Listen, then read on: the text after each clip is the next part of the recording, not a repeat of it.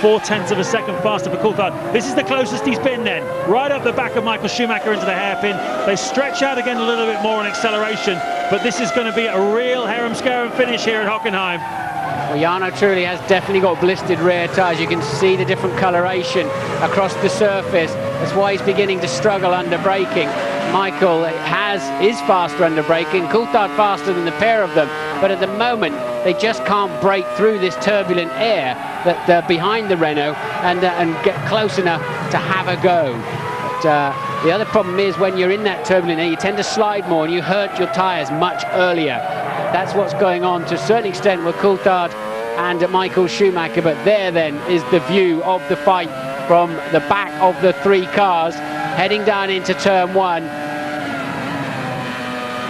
Ooh, mind those cones on the inside, David. You'll damage the front wing, but you've got to get very close to them. And once again then, oh, and Villeneuve not really noticing that Coulthard was there. That cost him. It was Jenson Button, I think, who's a good friend of David Coulthard. He didn't realise that Coulthard, I think, was part of that train, and just compromised him a little bit. Look at those blisters as Schumacher has a go down the right-hand side. Can he make it stick? The crowd are up on their feet. No, he can't. Trulli resists. Will Coulthard be able to capitalise? Comes up on the inside. No, he wasn't close enough. Button there as well, watching from the background. And now Schumacher's had to go around the outside, and he's got him. Michael Schumacher up into second place. Yes, he got better traction out there on the runoff area. What on earth was going on there? And what a pity for David Coulthard that he got held up by that BAR, because he would have been right in the action, and he just lost a bit of ground. Michael incredibly getting better traction out on the dusty apron, runoff apron there, and that helps him enormously in the championship, and also gives him a car between himself and Coulthard. Coulthard's got to get in front of the Ferrari to help his teammate. And just listen to the response here of this enormous crowd here at Hockenheim. Well over 100,000 people cheering on Michael Schumacher. 12 months ago they cheered him on to victory, a celebration party for his 5th World Championship. Today I think their expectations were a little bit more under control when they saw the pace of the BMW Williams of Juan Montoya and Ralf Schumacher. Perhaps they thought third was the best they could do today. He's up to second, and this is how he did it. Yeah, so he went down the outside. Trulli did the only sensible thing and just ran him clean off the road. But with his blistered rear tyres, he didn't have enough traction. And Coulthard's had a go. I thought they were going to touch there briefly. And Coulthard also has had a go, and they're still side by side. Coulthard didn't use any racetrack going down there. He never made it to the racetrack. Trulli wouldn't let him back on. Trulli's run wide this time, and Coulthard goes through then.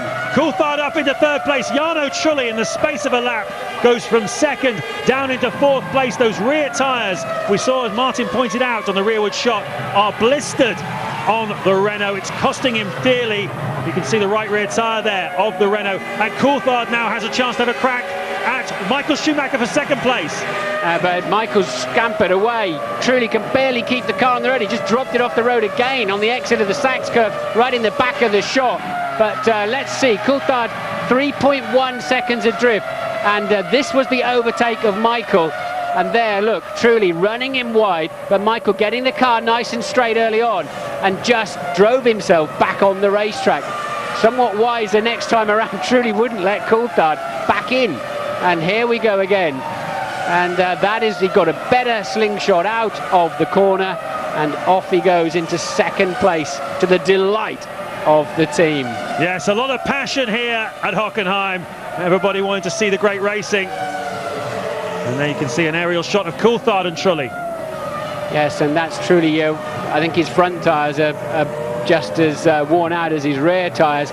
Remember, Renault went for the softer Michelin, is my information, and it's certainly, as they've chosen. Now, what did you think of that then, Ron? What about Michael Schumacher's rear tyre? Well, I think this was forced them into a two-stop strategy, and we knew their tyres were on the limit. It's not that we forced it, but it certainly put them into a high-risk strategy, and he paid the price. Unlikely to be a puncture, more likely to be a straight tyre failure coming from the temperature here.